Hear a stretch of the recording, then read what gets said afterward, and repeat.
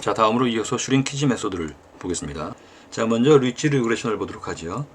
자, 리치 리그레션을 보시면 먼저 우리가 그동안 쭉 봐왔던 일반적인 오디너리 리스트 스퀘어에서의 RSS 계산입니다. 매우 단순하지만 아주 유용하게 이용해왔던 그런 지표이죠.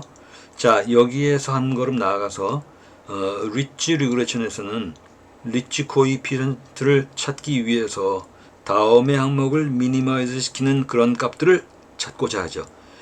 이때 LO 베타를 계산함에 있어서 원래의 RSS에다가 일정한 페널티를 적용시킵니다.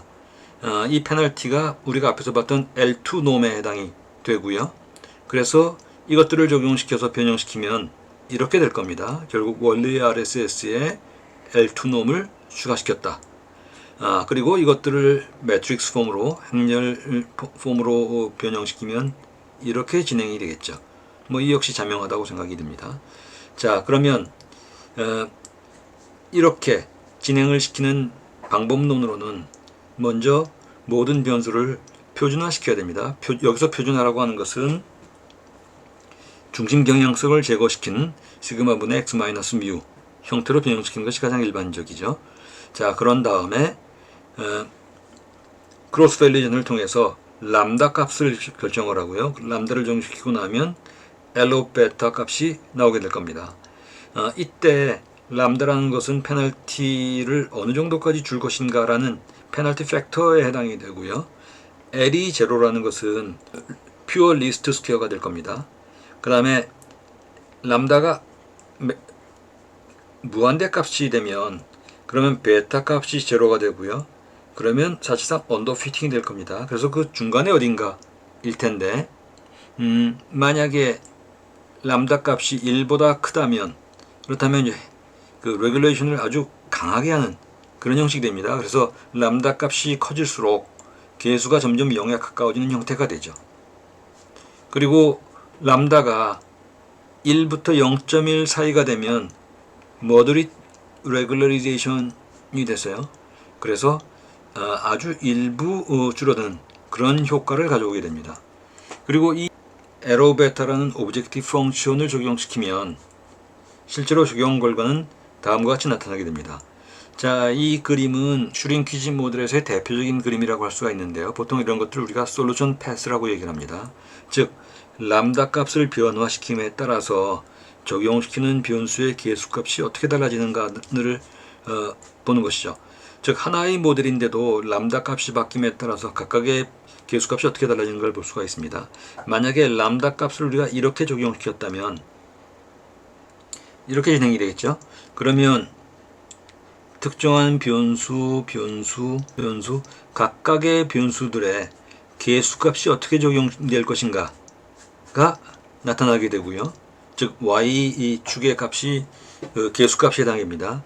다만 이때 계수값은 표준화시킨 상태에서의 계수값이 되기 때문에 그 다음에 이것들을 적용하려면 다시 원상복귀를 하는 그런 방식이 되겠죠. 자, 그래서 일반적으로 이런 방법을 많이 쓰고요. 또 다른 솔루션 패스의 방법으로는 오른편에 있는 이런 방식으로 이용하는 겁니다. 베타 헤트 오브 2는 각각의 베타 값을 가지는 베타 벡터 추정치의 L2 놈 값을 얘기를 하고요.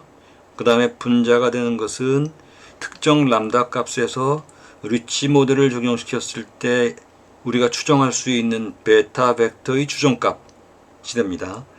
상당히 복잡해 보이지만 즉 리치 리그레션에 의해서 코에피션트 값들이 0으로 축소되는 정도를 얘기를 합니다. 이 그림은 사실상 왼쪽 그림과 오른쪽 그림이 같은 의미라고 할 수가 있는데 오른쪽과 같은 조건에 따른 베타놈의 비율을 계산하는 방식도 많이 사용하고 있기 때문에 함께 이해해두면 좋을 것 같습니다. 자, 그러면 라쏘를 보겠습니다. 라쏘는 리치 리그레션과 사실상 거의 같습니다. 다만 리치 리그레션이 갖는 한계를 좀 극복하기 위한 것인데요. 그 한계라는 것은 리치 리그레션이 해석상 어려움을 겪을 수 있기 때문에 그렇습니다. 우리가 갖고 있는 데이터셋에서 피처의 개수가 1000개라면 리치 리그레션에 의해서 만들어진 모델은 독립변수가 1000개를 가지는 그런 모델이 됩니다. 다만 L2 놈에 의한 페널티에 의해서 주요 변수 몇 개를 제외하고는 나머지 변수들은 0.00 몇몇 형식으로 아주 억제가 될 겁니다. 하지만 그렇게 많은 변수를 갖는다는 것은 그만큼 차원수가 높아진다는 의미이고, 자, 그런 경우에 인터프리터빌리티에 문제가 발생할 겁니다. 라쏘에서는 이런 문제를 해결하기 위해서 L2 놈 대신에 우리가 앞에서 봤던 L1 놈을 이용을 합니다. 바로 이 부분이고요. 자, 즉 이런 놈을 통해서 진행을 하다 보면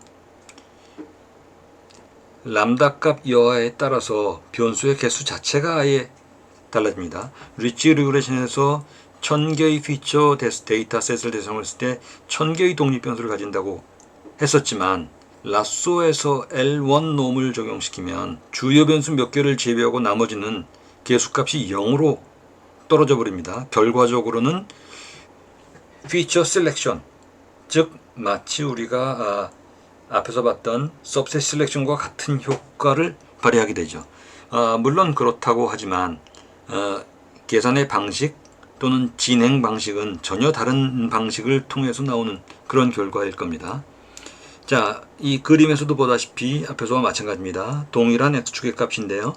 자, 람다 값에 의한 것이든 아니면 이런 베타 행렬 놈의 비율 값이든에 따라서 특정 조건에서 해당되는 변수의 개수값들이 여기 나타나 있죠.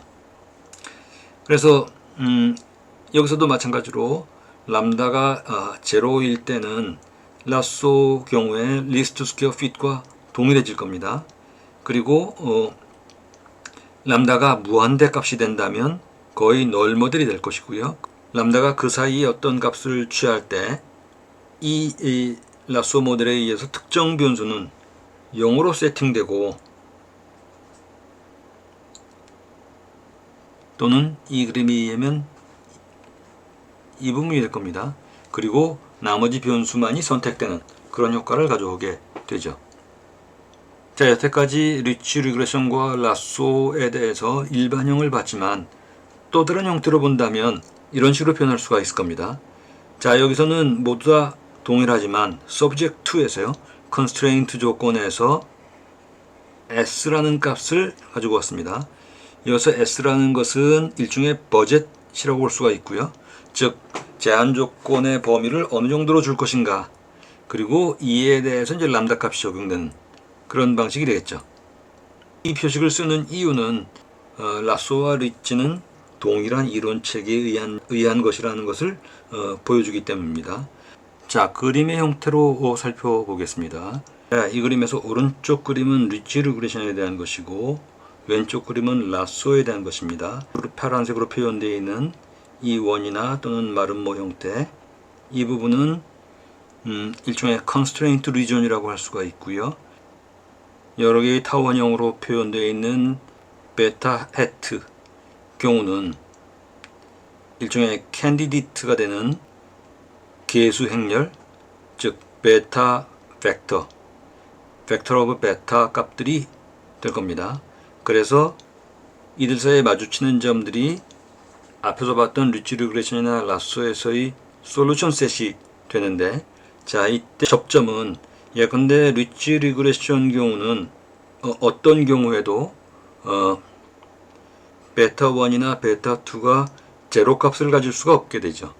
반면에 라쏘에 의한 왼쪽 그림 경우는 접점이 베타 1이나 베타 2가 0의 값을 갖게 됩니다. 물론 이건 이제 두 개의 피처를 갖는 경우이고, 만약에 베타가 3이나 4 그 이상이 되면 일종의 하이퍼플레인 내지는 이제 폴리토프 형식으로 밑에 그림에 나와 있습니다만, 왼쪽 그림이 이 하이퍼플레인이라고 볼 수가 있고 오른쪽 그림이 폴리토프라고 볼 수가 있습니다. 자, 다음 그림에서는 라쏘와 리치 리그레션 경우에 이제 비교한 것인데요. 우선 그림을 보시면 왼쪽 경우에는 스퀘어드 바이어스 값이고 그리고 variance 값입니다. 그래서 이것들을 합한 바이오스와 variance를 합한 테스트 에러 값이 나와 있죠. 그리고 그 테스트 에러가 최저가 되는 점에서 모델 스페시피케이션 정도를 멈추어라는 얘기가 됩니다. 마찬가지로 R-스퀘어를 기준으로 했을 때 바이오스와 베리언스의 합계치 값의 최저점을 표현해주고 있습니다. 자, 그리고 일반적으로 라쏘 경우에는 비교적 적은 수의 프레딕터가 높은 중요성을 가질 때 이때 라쏘가 적당할 겁니다. 반면에 리치 리그레션은 프레딕터의 숫자가 많으면서도 특별하게 중요성을 가진 변수를 끄집어내기 어려울 경우에 이럴 땐 리치 리그레션이 좀 더 유리할 수가 있게 됩니다. 자, 이와 관련해서 또 한 가지 제시되고 있는 개념이 일종의 스트레싱 개념이라고 할 수가 있는데요. 자, 리치 리그레션이나 라쏘에서 하나의 스페셜 케이스가 n과 p가 같은 경우입니다. 또한 x가 대각형이라는 것은 대각선이 되는 대각 성분만이 1이고 나머지가 0인 경우이죠. 자, 이런 경우에 리스트 스퀘어라는 것은 결국 이렇게 단순화될 겁니다. yj-베타j의 제곱이 미니마이즈가 되는 이런 방식으로 이 목적 함수가 단순화될 수 있을 겁니다. 자, 이런 경우에 라쏘란 것은 이런 식으로요. 특정 조건에서 제로로 세팅되는 방식을 취하게 될 겁니다. 이런 것을 소프트 스레시홀딩이라고 얘기를 하고, 반면에 리치 리그레션 같은 경우는 이렇게 0으로 세팅되지 않는 상태가 됩니다. 이런 상태를 노 스레시홀딩이라고 얘기를 할 수가 있게 되죠. 자, 그 다음에 리치 리그레션과 라쏘를 베이지안 관점에서 해석할 수도 있습니다. 베이지안이라는 것은 사후 확률을 계산한 겁니다. 근데 이 사후 확률은 likelihood와 prior의 곱한 값에 비례할 겁니다. 물론 밑에 normalization 팩터가 있지만 그것이 고정적인 것이라고 본다면 나머지는 이 두 개, 즉 likelihood와 prior의 곱한 값에 비례할 것입니다. 그리고 그런 의미에서는 이런 식으로 변형할 수가 있을 것이에요. 특정한 확률 분포요. G가 normal distribution 이라고 할 때 posterior mode는 리치 리그레션에 의한 것이고, 만약에 G가 라플라스 디스트리뷰션에 의한다고 할 경우에는 posterior mode는 라쏘 솔루션이라고 우리가 얘기할 수가 있게 됩니다. 자, 이런 의미에서 왼쪽 그림, 즉 normal distribution 형태를 G가 취하고 있는 경우에 리치 리그레션을 보여주고 있고요. 오른쪽 이렇게 뾰족한 형태, 이런 것이 이제 라쏘 디스트리뷰션인 경우인데요. 피크가 있고 테일이 좀 두터운 이런 형태입니다. 이런 라플라스 디스트리뷰션인 경우에 라쏘가 여기에 해당된다고 할 수가 있겠습니다.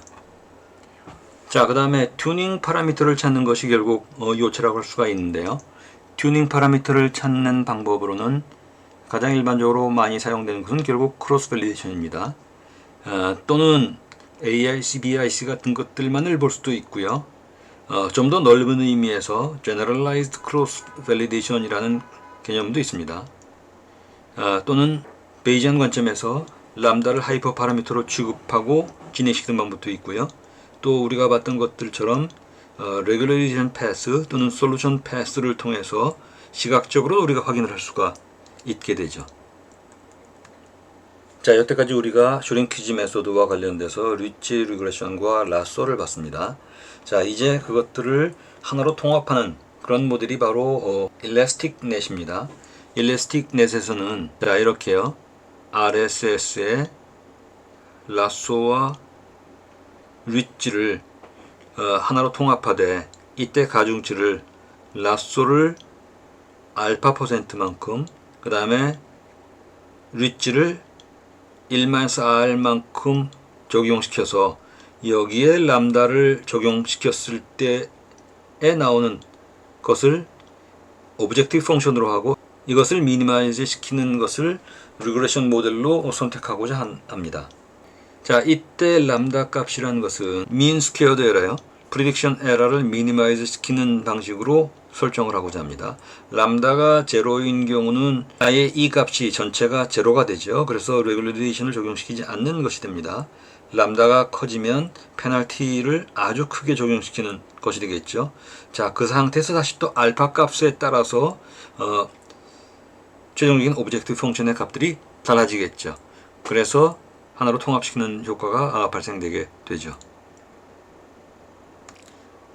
자, 앞에서 우리가 L1 놈을 이용하는 리치와 L2 놈을 이용하는 라쏘를 봤었습니다만 L1과 L2를 통합하는 일라스틱 넷에 의하면 시각적으로 다음과 같은 효과가 발생되게 될 겁니다. 또는 베터 1과 베터 2의 개수값의 분포를 표현한 이 그림도 참고로 할 만할 것 같습니다.